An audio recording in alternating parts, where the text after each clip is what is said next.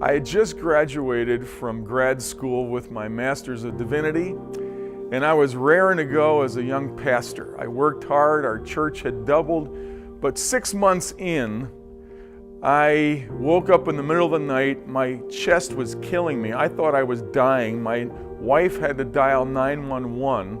The rescue unit came, rushed me to the hospital. I had heart fibrillation, which is where your heart vibrates so fast that it's really not efficiently pumping blood.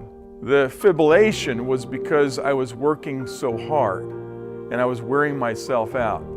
I had to make a change, and that night became a defining moment for me in my young ministry because God showed me I was working too hard and praying too little.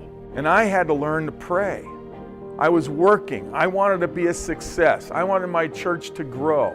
And my little flock of 23 members had grown to 60-some, 80, and yet it was having its toll on me as a young man. That night, I began praying a very simple prayer. Lord, teach us to pray. Particularly, Lord, teach me to pray. And as I began praying that, God brought a transformation to my heart. He broke my pride and humbled me and empowered me, freeing me from the self-life and the sin and the crud that was in there. And now I pastor by prayer. I preach by prayer. I write by prayer. Prayer is not the only thing we do, but it is the first thing. I was standing in this room a number of years ago because God told me to pray 1 hour for every message I preach. And it was Saturday and I still didn't have the message, and I was praying in this room. And God said, I want you to go and visit James and Ann McKnight. I said, I've got to get my sermon ready. He says, I want you to go visit James and Ann McKnight. So I go in my office and I make a phone call. It was busy. I come back, I said, see, they're busy. He said, I didn't tell you to call them, I told you to go visit. Well, I got in my car and I drove down the street about 4 or 5 miles, and there Ann was standing in the driveway like this.